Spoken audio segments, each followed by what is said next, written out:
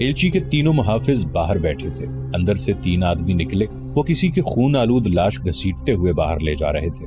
محافظوں نے دیکھا کہ لاش کی گردن کٹی ہوئی تھی۔ انہوں نے پہچان لیا، یہ ان کے ایلچی کی لاش تھی۔ شرجیل بن عمر باہر آیا۔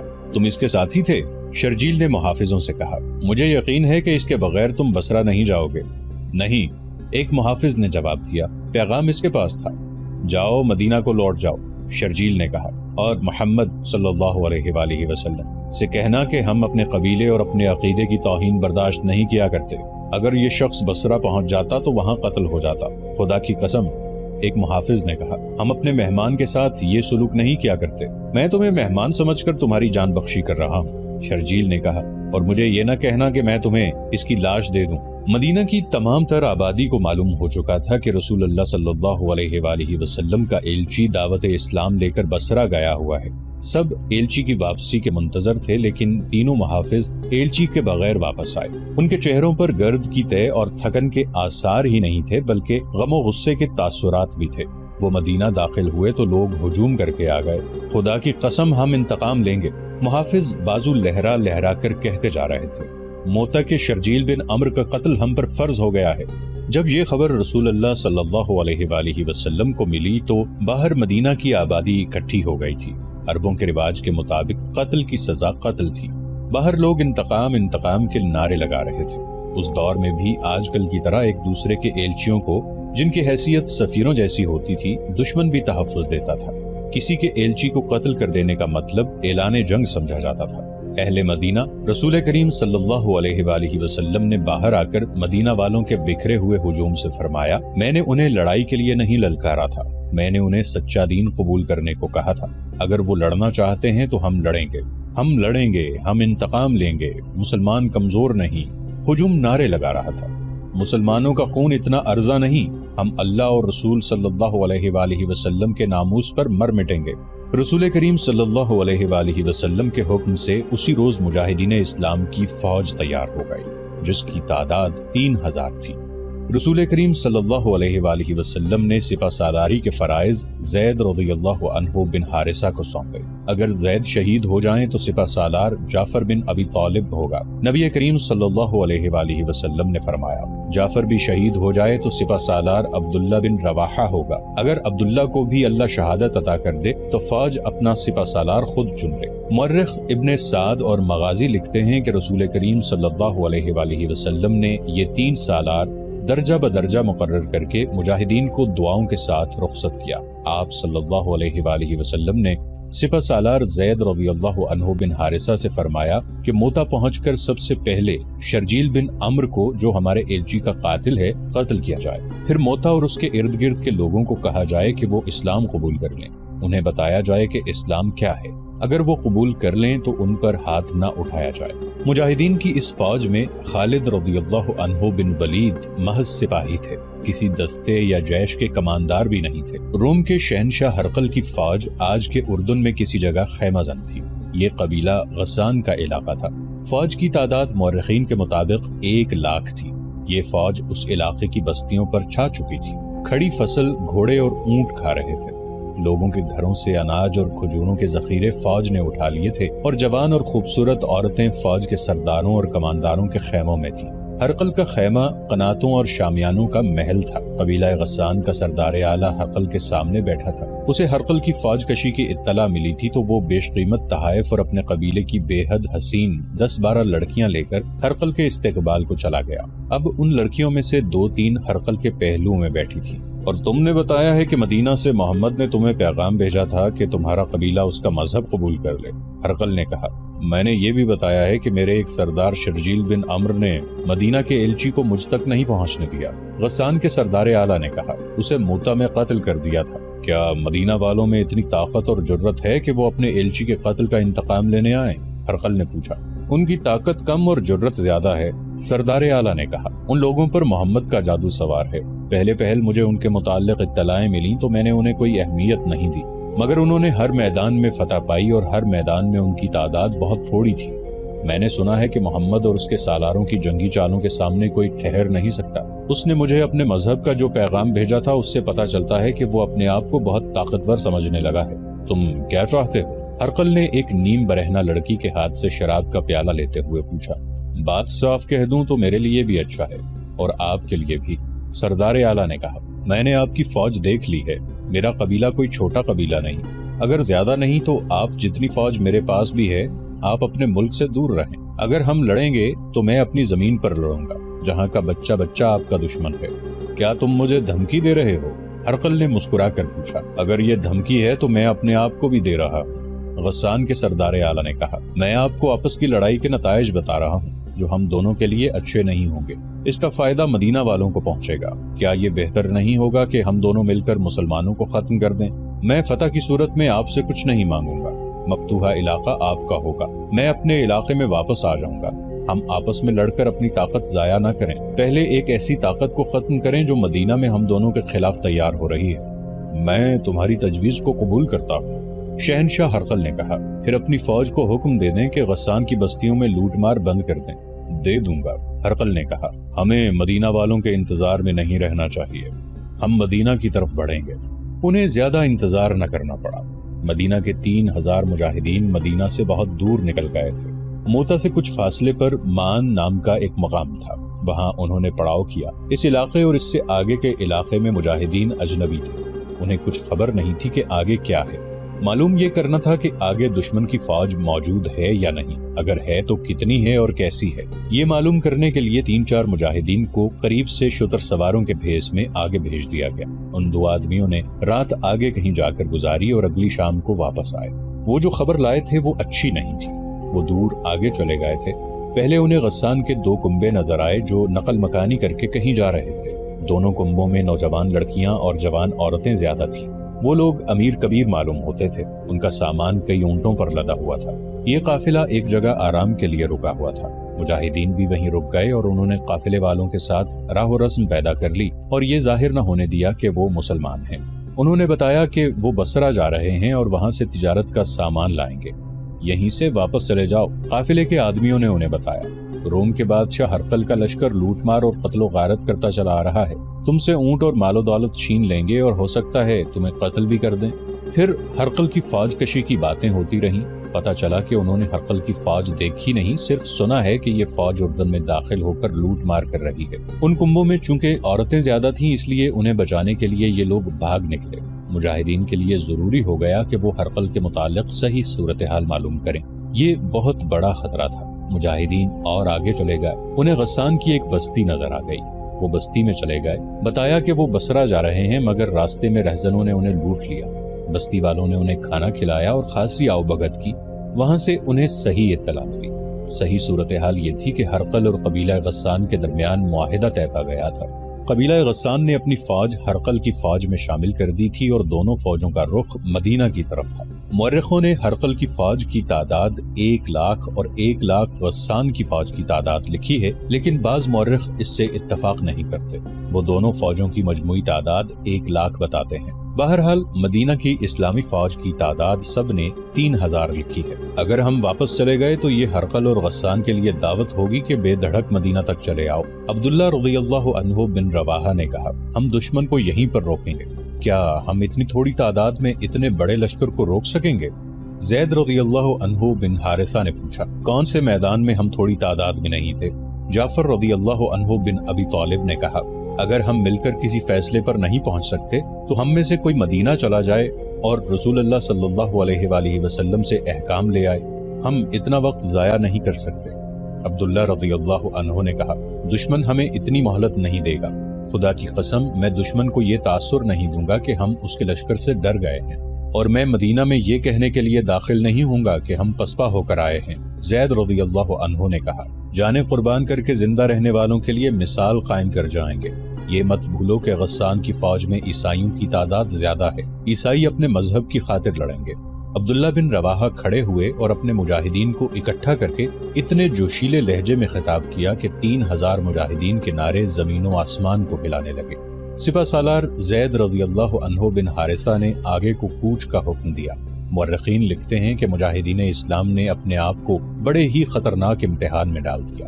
ہرقل اور غسان کے سردار اعلیٰ کو معلوم ہو گیا تھا کہ مدینہ سے چند ہزار نفری کی فوج اپنے ایلچی کے قتل کا انتقام لینے آ رہی ہے۔ مجاہدین کو کچل ڈالنے کے لیے ہرقل اور غسان کے لشکر آ رہے تھے۔ مجاہدین بڑھتے چلے گئے اور بلقا پہنچے۔ انہیں اور آگے جانا تھا، لیکن غسان کی فوج کے 2 دستے جن کی تعداد مجاہدین کی نسبت 3 گنا تھی، راستے میں حائل ہو گئے۔ زید رضی اللہ عنہ بن حارثہ نے مجاہدین کو دور ہی روک لیا اور ایک بلند جگہ کھڑے ہو کر علاقے کا جائزہ لیا۔ انہیں یہ زمین لڑائی کے لیے موزوں نہ لگی۔ دوسرے سالاروں سے مشورہ کر کے زید رضی اللہ عنہ بن حارثہ مجاہدین کو پیچھے لے آئے۔ غسان کی فوج نے اسے پسپائی سمجھ کر مجاہدین کا تعاقب کیا۔ زید رضی اللہ عنہ موتا کے مقام پر رک گئے اور فوراً اپنے مجاہدین کو لڑائی کی ترتیب میں کر لیا۔ انہوں نے فوج کو 3 حصوں میں ترتیب دیا، دایاں اور بایاں پہلو اور قلب۔ دائیں پہلو کی کمان قطبہ رضی اللہ عنہ بن قتادہ کے پاس تھی اور بائیں پہلو کی عبایہ رضی اللہ عنہ بن مالک کے ہاتھ تھی۔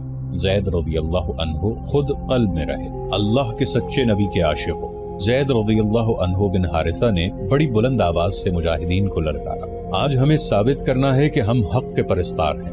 آج باطل کے نیچے سے زمین کھینچ لو، اپنے سامنے باطل کا لشکر دیکھو اور اس سے مت ڈرو۔ یہ لڑائی طاقت کی نہیں، یہ جرت، جذبے اور دماغ کی جنگ ہے۔ میں تمہارا سپہ سالار بھی ہوں اور علم بردار بھی۔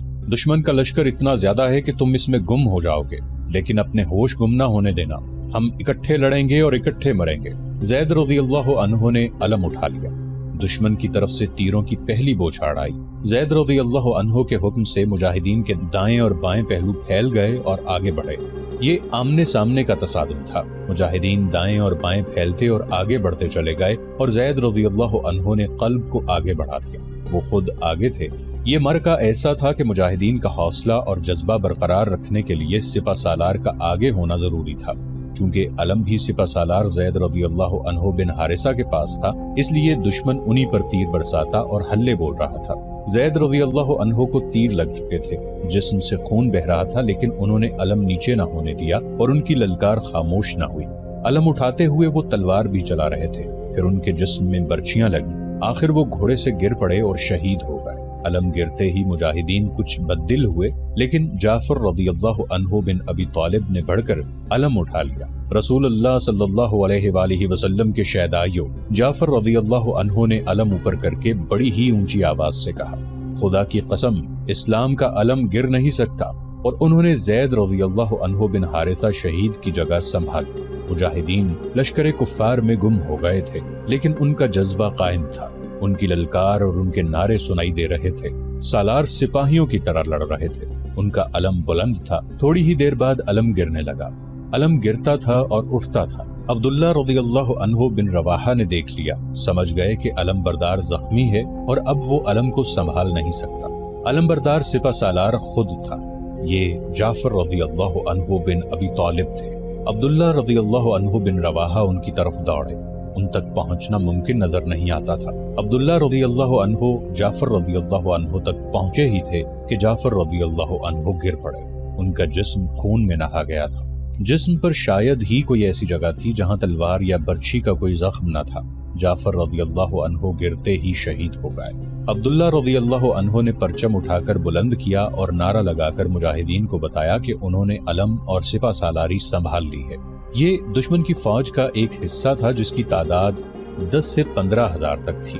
یہ تمام تر نفری غسانی عیسائیوں کی تھی جو اس معرکے کو مذہبی جنگ سمجھ کر لڑ رہے تھے۔ اتنی زیادہ تعداد کے خلاف 3000 مجاہدین کیا کر سکتے تھے، لیکن ان کی قیادت اتنی دانشمند اور عسکری لحاظ سے اتنی قابل تھی کہ اس کے تحت مجاہدین جنگی طریقے اور سلیقے سے لڑ رہے تھے۔ ان کا انداز لٹھ بازوں والا نہیں تھا، مگر دشمن کی تعداد اتنی زیادہ تھی کہ مجاہدین بکھرنے لگے، یہاں تک کہ بعض اس انتشار اور دشمن کے دباؤ اور زور سے گھبرا کر مارکے سے نکل گئے، لیکن وہ بھاگ کر کہیں گئے نہیں، قریب ہی کہیں موجود رہے۔ باقی مجاہدین انتشار کا شکار ہونے سے یوں بچے کہ وہ 4-4 5-5 اکٹھے ہو کر لڑتے رہے۔ جنگی مبصرین نے لکھا ہے کہ غسانی مسلمانوں کی اس افراتفری کی کیفیت سے کچھ بھی فائدہ نہ اٹھا سکے، جس کی وجہ یہ ہے کہ مسلمان اتنی بے جگری سے اور ایسی مہارت سے لڑ رہے تھے کہ غسانیوں پر ان کا رعب طاری ہو گیا۔ وہ سمجھتے تھے کہ مسلمانوں کا بکھر جانا بھی ان کی کوئی چال ہے۔ مورخ لکھتے ہیں کہ مسلمانوں کے سالاروں اور کمانداروں نے اس صورتحال کو یوں سنبھالا کہ اپنے آدمیوں کو مارکے سے نکالنے لگے تاکہ انہیں منظم کیا جا سکے۔ اس دوران علم ایک بار پھر گر پڑا۔ تیسرے سپہ سالار عبداللہ رضی اللہ عنہ بن رواحہ بھی شہید ہو گئے۔ اب کے مجاہدین میں بددلی نظر آنے لگی۔ رسول کریم صلی اللہ علیہ وآلہ وسلم نے یہی 3 سالار مقرر کیے تھے، اب مجاہدین کو سپہ سالار خود مقرر کرنا تھا۔ علم گرا ہوا تھا جو شکست کی نشانی تھی۔ ایک سرکردہ مجاہد ثابت رضی اللہ عنہ بن ارقم نے علم اٹھا کر بلند کیا اور نعرہ لگانے کے انداز سے کہا، اپنا سپہ سالار کسی کو بنا لو، علم کو میں بلند رکھوں گا، میں ثابت بن ارقم۔ مورخ ابن سعد نے لکھا ہے کہ ثابت رضی اللہ عنہ اپنے آپ کو سپہ سالاری کے قابل نہیں سمجھتے تھے اور وہ مجاہدین کی رائے کے بغیر سپہ سالار بننا بھی نہیں چاہتے تھے، کیونکہ نبی کریم صلی اللہ علیہ وآلہ وسلم کا حکم تھا کہ 3 سالار اگر شہید ہو جائیں تو 4تھے سالار کا انتخاب مجاہدین خود کریں۔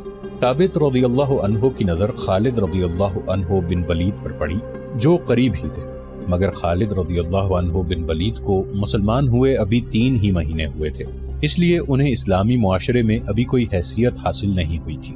ثابت رضی اللہ عنہ بن ارقم خالد رضی اللہ عنہ کے عسکری جوہر اور جذبے سے واقف تھے۔ انہوں نے علم خالد رضی اللہ عنہ کی طرف بڑھایا، بے شک اس رتبے کے قابل تم ہو خالد، خالد خالد خالد، ہر طرف سے آوازیں بلند ہونے لگی، خالد ہمارا سپہ سالار ہے۔ خالد رضی اللہ عنہ نے لپک کر علم ثابت رضی اللہ عنہ سے لے لیا۔ غسانی لڑ تو رہے تھے لیکن ذرا پیچھے ہٹ گئے تھے۔ خالد رضی اللہ عنہ کو پہلی بار آزادی سے قیادت کے جوہر دکھانے کا موقع ملا۔ انہوں نے چند ایک مجاہدین کو اپنے ساتھ رکھ لیا اور ان سے قاصدوں کا کام لینے لگے، خود بھی بھاگ دوڑ کرنے لگے اور لڑتے بھی رہے۔ اس طرح انہوں نے مجاہدین کو جو لڑنے کے قابل رہ گئے تھے یکجا کر کے منظم کر لیا اور انہیں پیچھے ہٹا لیا۔ غسانی بھی پیچھے ہٹ گئے تھے اور دونوں طرف سے تیروں کی بوچھاڑیں برسنے لگیں، فضا میں ہر طرف تیر اڑ رہے تھے۔ خالد رضی اللہ عنہ نے صورتحال کا جائزہ لیا، اپنی نفری اور اس کی کیفیت دیکھی تو ان کے سامنے یہی صورت رہ گئی تھی کہ معرکہ ختم کر دیں۔ دشمن کو کمک بھی مل رہی تھی لیکن خالد رضی اللہ عنہ پسپا نہیں ہونا چاہتے تھے۔ پسپائی بجا تھی لیکن خطرہ یہ تھا کہ دشمن تعاقب میں آئے گا جس کا نتیجہ مجاہدین کی تباہی کے سوا کچھ نہ ہوگا۔ خالد رضی اللہ عنہ نے سوچ سوچ کر ایک دلیرانہ فیصلہ کیا۔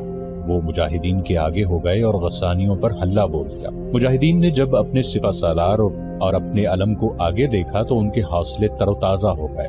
یہ حلہ اتنا دلیرانہ اور اتنا تیز تھا کہ کثیر تعداد غسانی عیسائیوں کے قدم اکھڑ گئے۔ مجاہدین کے حلے اور ان کی ضربوں میں قہر تھا۔ مورخ لکھتے ہیں اور حدیث بھی ہے کہ اس وقت تک خالد رضی اللہ عنہ کے ہاتھ میں 9 تلواریں ٹوٹ چکی تھیں۔ خالد رضی اللہ عنہ دراصل غسانیوں کو بکھیر کر مجاہدین کو پیچھے ہٹانا چاہتے تھے، اس میں وہ کامیاب رہے۔ انہوں نے اپنے اور مجاہدین کے جذبے اور اسلام کے عشق کے بلبوتے پر یہ دلیرانہ حملہ کیا تھا۔ حملے اور حلے کی شدت نے تو پورا کام کیا لیکن غسانی مجاہدین کی غیر معمولی دلیری سے مروب ہو گئے اور پیچھے ہٹ گئے۔ ان میں انتشار پیدا ہو گیا تھا۔ اس کے ساتھ ہی مجاہدین کے دائیں پہلو کے ساتھ سالار قطبہ رضی اللہ عنہ بن قتادہ نے غسانیوں کے قلب میں گھس کر ان کے سپہ سالار مالک کو قتل کر دیا۔ اس سے غسانیوں کے حوصلے جواب دے گئے اور وہ تعداد کی افراد کے باوجود بہت پیچھے چلے گئے اور منظم نہ رہ سکے۔ خالد رضی اللہ عنہ نے اسی لیے یہ دلیرانہ حملہ کیا تھا کہ مجاہدین کو تباہی سے بچایا جا سکے۔ وہ انہوں نے کر لیا اور مجاہدین کو واپسی کا حکم دے دیا۔ اس طرح یہ جنگ ہار جیت کے بغیر ہی ختم ہو گئی۔ جب مجاہدین خالد رضی اللہ عنہ بن ولید کی قیادت میں مدینہ میں داخل ہوئے تو مدینہ میں پہلے ہی خبر پہنچ چکی تھی کہ مجاہدین پسپا ہو کر آ رہے ہیں۔ مدینہ کے لوگوں نے مجاہدین کو تانے دینے شروع کر دیے کہ وہ بھاگ کر آئے ہیں۔ خالد رضی اللہ عنہ نے رسول اکرم صلی اللہ علیہ وآلہ وسلم کے حضور معرکے کی تمام تر رویداد پیش کی۔ لوگوں کے تانے بلند ہوتے جا رہے تھے، خاموش ہو جاؤ۔ رسول کریم صلی اللہ علیہ وآلہ وسلم نے بلند آواز سے فرمایا، یہ میدان جنگ کے بگھوڑے نہیں، یہ لڑ کر آئے ہیں اور آئندہ بھی لڑیں گے۔ خالد اللہ کی تلوار ہے۔ ابن حشام واقدی اور مغازی لکھتے ہیں کہ رسول کریم صلی اللہ علیہ وآلہ وسلم کے یہ الفاظ خالد رضی اللہ عنہ بن ولید کا خطاب بن گئے، سیف اللہ، اللہ کی شمشیر۔ اس کے بعد یہ شمشیر اللہ کی راہ میں ہمیشہ بے نیام رہی۔ قبیلہ قریش کا سردار اعلیٰ ابو سفیان جو کسی وقت للکار کر بات کیا کرتا تھا اور مسلمانوں کے گروہ کو محمد کا گروہ کہہ کر انہیں پلے ہی نہیں باندھتا تھا، اب بجھ کے رہ گیا تھا۔ خالد رضی اللہ عنہ بن ولید کے قبول اسلام کے بعد تو ابو سفیان صرف سردار رہ گیا تھا۔ یوں لگتا تھا جیسے جنگ و جدل کے ساتھ اس کا کبھی کوئی تعلق رہا ہی نہیں تھا۔ عثمان رضی اللہ عنہ بن طلحہ اور عمرو رضی اللہ عنہ بن عاص جیسے ماہر جنگجو بھی اس کا ساتھ چھوڑ گئے تھے۔